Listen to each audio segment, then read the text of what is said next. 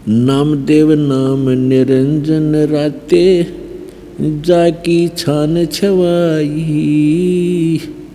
नामदेव नाम निरंजन राते, जाकी छान छवाई। एक पलक में देवल फेरा, वो मर्तक गौ जवाई। मन तो सुख के सागर बसरे, भाई और न ऐसा यसरे।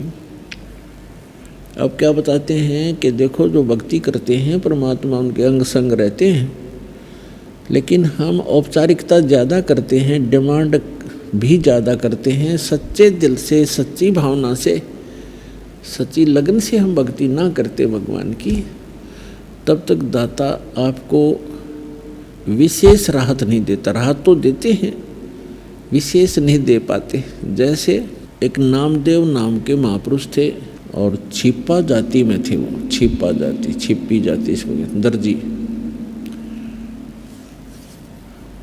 और पूर्व संस्कार थे, बहुत अच्छे पुण्यात्मा थे। पुण्यात्मा ही भक्ति के लिए भटकते रहते हैं, कोई न कोई साधना वो करते ही रहते हैं। अपने आत्माओं जैसे नामदेव जी के माता पिता विट्ठल भगवान के पुजारी थे और पत्थर की मूर्ति बना रखी थी। जैसा भी कर्मकांड उनको बताया था वो एक औपचारिकता प्रतिदिन किया करते थे नियमित, कि प्रतिदिन सबसे पहले दूध निकाल कर गायों का भगवान विट्ठल की मूर्ति के सामने रखते थे, पर्दा लगा देते थे, और कुछ देर के बाद उसको उठा करके अपने सारे दूध में मिला करके अन्य भोजन में प्रसाद बनाकर वो खा लेते थे। एक दिन माता पिता को किसी कामवश एक हफ्ते के लिए बाहर जाना पड़ गया। नामदेव बालक ही था, 10-12 वर्ष का लड़का था। तो उन्होंने कहा कि बेटा आप घर पे रहना, भगवान विट्ठल को भोग लगाना, दूध सुबह सुबह दूध का भोग लगाना भगवान को, और पीछे भोजन करना बेटा। भगवान को भोग लगाए बगैर भोग आपने भोजन नहीं करना है, ऐसे याद रखना। कच्छा पिता माता पिता चले गए। सुबह नहा स्नान करके नामदेव जी ने कटोरा दूध का भर के भगवान विट्ठल की मूर्ति, पत्थर की मूर्ति के सामने रख दिया और करबद्ध खड़े हो गए कि भगवान विट्ठल भगवान भोग लगाओ, विट्ठल भगवान भोग लगाओ। अब उसको पूरे प्रोसेस का पता नहीं था कि कुछ देर में उठा करके माता पिता डाल लेते हैं अपने अन्य भोजन में।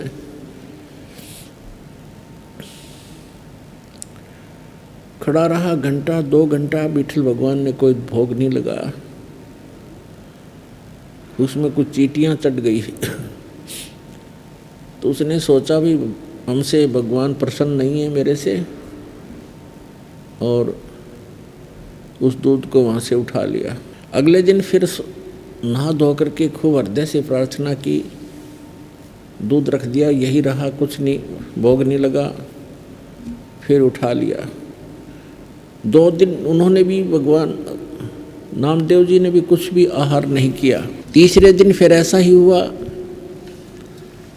बच्चा था, भूख से बहुत व्याकुल हो गया और कहा भगवान जब तक आप भोग नहीं लगाओगे, मेरे माता पिता का आदेश है, आपका दास भी भोजन नहीं कर सकता। मुझसे अवश्य कोई गलती हुई होगी, क्योंकि मैं पूरी पूजा विधि से परिचित नहीं हूँ भगवान, बालक हूँ, मेरी कोई त्रुटि है, क्षमा करो। आप भोग नहीं लगाओगे, मेरे माता पिता मुझसे नाराज होंगे, मुझे गुस्सा होंगे, और भगवान आप भोग लगाओ, मेरी त्रुटि को माफ़ करो प्रभु। अब तीसरे दिन जाकर के भगवान ने देखा कि बालक, वह पत्थर तो था नहीं, वो तो कुछ सुन नहीं रहा था, कुछ कर नहीं रहा था। अब कहते हैं 100 सलसीधर मैं करूं अपने जन के काज, स्वयं परमात्मा आए सूक्ष्म रूप धारण करके, और पत्थर की मूर्ति के हाथ ऐसे आगे को बढ़ा दिए, उनमें कटोरा पकड़ा, और नामदेव समझ रहा है कि पत्थर पी रहा है, और पी रहे थे भगवान सूक्ष्म रूप में। नामदेव की खुशी का कोई ठिकाना ना रहा। नहाया धोया, भोजन पाया, उनके माता पिता आए, उन्होंने तो आते ही पूछा कि बालक है, कहीं गलती से भोग ना लगाया हो भगवान को। पूछा बेटा भगवान को, विठल भगवान को भोग लगाया था ना? उन्होंने कहा माता जी भोग तो मैं प्रतिदिन लगाता था, लेकिन भगवान ने नहीं लगाया। भगवान ने तीसरे दिन भोग लगाया, 2 दिन कुछ नहीं आहार किया, और मैंने भी कुछ नहीं किया। मैं भी दुखी बहुत हो गया था, भूख बहुत सताती थी, लेकिन मैंने भोग नहीं, मैंने आहार किया नहीं।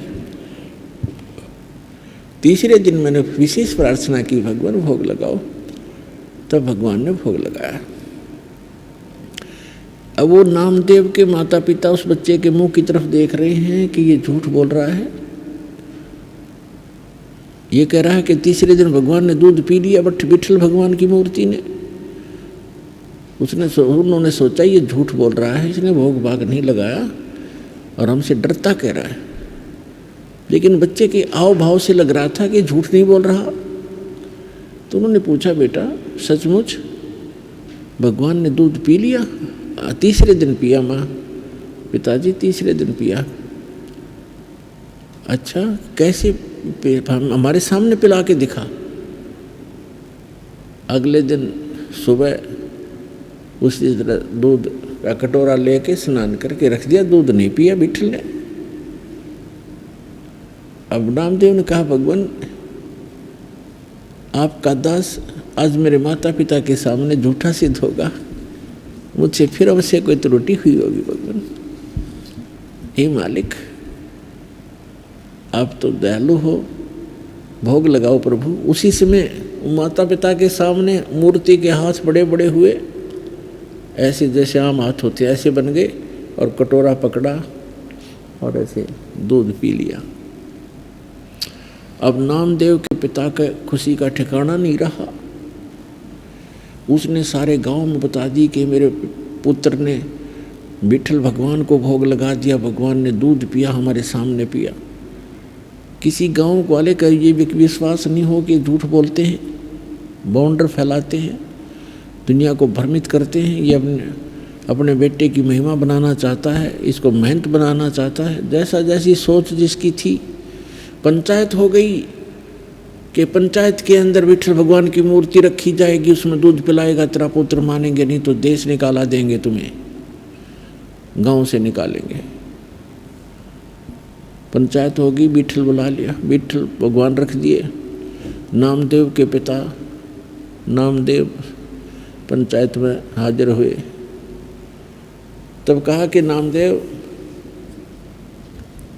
यहाँ हमारे सामने मूर्ति को भोग लगा के दिखा। रख दिया दूध। काफ़ी देर होगी, जब सब लाल पीले हो गए, झूठा है कपटी है, देखा ना, तब नामदेव ने कहा कि हे भगवान मुझ दास के कारण मेरे माता पिता दुखी हो गए, इनको देश निकाला मिलेगा, आपके भगत थे, हे दाता भोग लगाओ। उसी समय उन सबके सामने ऐसे हाथ निकले मूर्ति से और गट गट दूध पी लिया उस परम पिता ने। बोलो सतगुरुदेव की।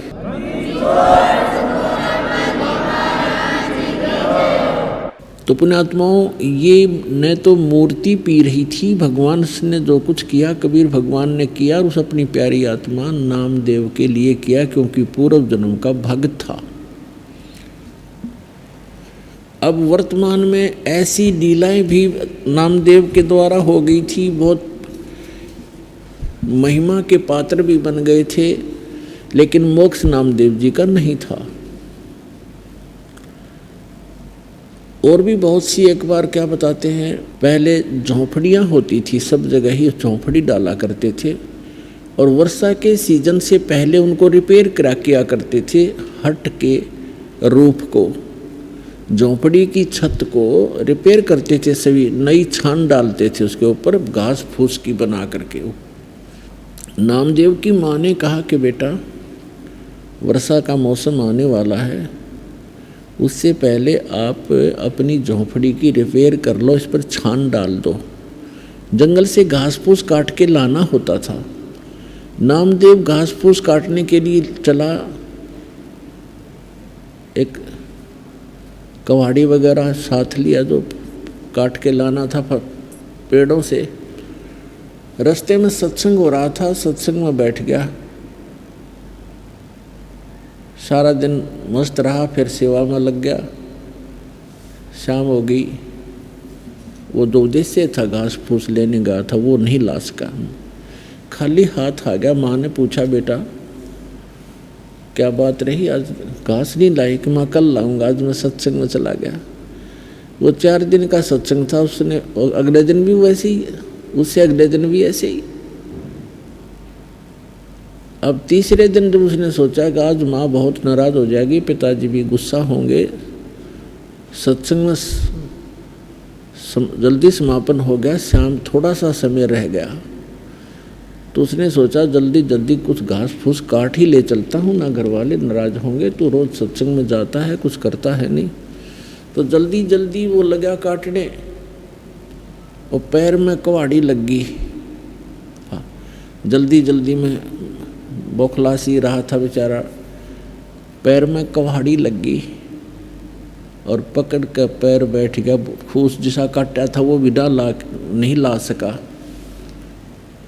तो एक व्यक्ति आया, उसने उसके पट्टी बांधी, दवाई कुछ ऐसे घास फूस नचोड़ के उसके जख्म पर पट्टी बांध दी, बेटा हो जाएगा ठीक, कोई बात नहीं। अब नामदेव धीरे धीरे आ रहा है, तो उसको बहाना मिल गया कि आज माँ को कह दूंगा मेरे पैर के चोट लगी, कुहाड़ी लगी, इसलिए मैं कुछ नहीं ला सका, कल लाऊंगा, फिर ठीक हो जाऊंगा तब लाऊंगा। अब ठीक होने में टाइम लगना था, वर्षा आने वाली थी। तो जो ही क्या किया परमात्मा ने, नामदेव का रूप बनाया, उधर से एक कारीगर का रूप बनाया, आप ही डबल रोल किया, और वहाँ उसकी छान बिल्कुल नई डाल दी, झोपड़ी ओके करके नामदेव के आने से 10 मिनट पहले खिसक गए भगवान। अब नामदेव ने को ध्यान अंधेरा सा हो गया था, माँ से जाकर कहने लगा, माँ आज मेरे पैर में ऐसे कुहाड़ी लगी, कल लाऊंगा माँ, आज मेरी हिम्मत नहीं बनी। तो उसने कहा, बेटा क्या हो गया, क्या लगी कुहाड़ी रे तू? अब तो ठीक ठाक था। अरे अब तो तेरे साथ एक कारीगर था, और देख कितनी बढ़िया छान बनाई तुमने, ये पैर में कहाँ से लग गया, कब लग गया, कैसे लग गया? अब नामदेव का जब ऊपर को ध्यान गया कि सचमुच या तो बिल्कुल नई छान डाल रखी है झोपड़ी पर। नामदेव माँ से पूछ रहा है कि कौन था, कैसे था, क्या कर गया? माँ कह रही है तेरा दिमाग खराब हो गया है, तू खुद था, तेरे साथ एक कारीगर था। अरे बेटा कितनी बढ़िया छान बना दी, क्या लग गया मेरे बेटा का? तो पुण्यात्माओं, नामदेव बैठ कर रोने लग गया कि माँ मैं निकम्मा बहुत हूँ, यदि मैं पहले छान डाल लेता तो भगवान दुखी ना होते। परमात्मा आए थे माई, मैं नहीं था, मैं तो ऐसे सत्संग में था, ये देखो मेरे पैर में चोट लगी है, मैं चल भी नहीं पा रहा हूँ। तो पुण्यात्माओं, ऐसी भक्ति हम जब करेंगे तब भगवान हमारे साथ साथ रहेगा। जो बच्चा गऊ की नज़र में, यूं साईं को संत, और भक्तों के पीछे फिरे वो भगत वत्सल भगवंत। अगर आप ये वीडियो YouTube पर देख रहे हैं तो हमारे चैनल को सब्सक्राइब करें और बेल आइकन को दबाना ना भूलें।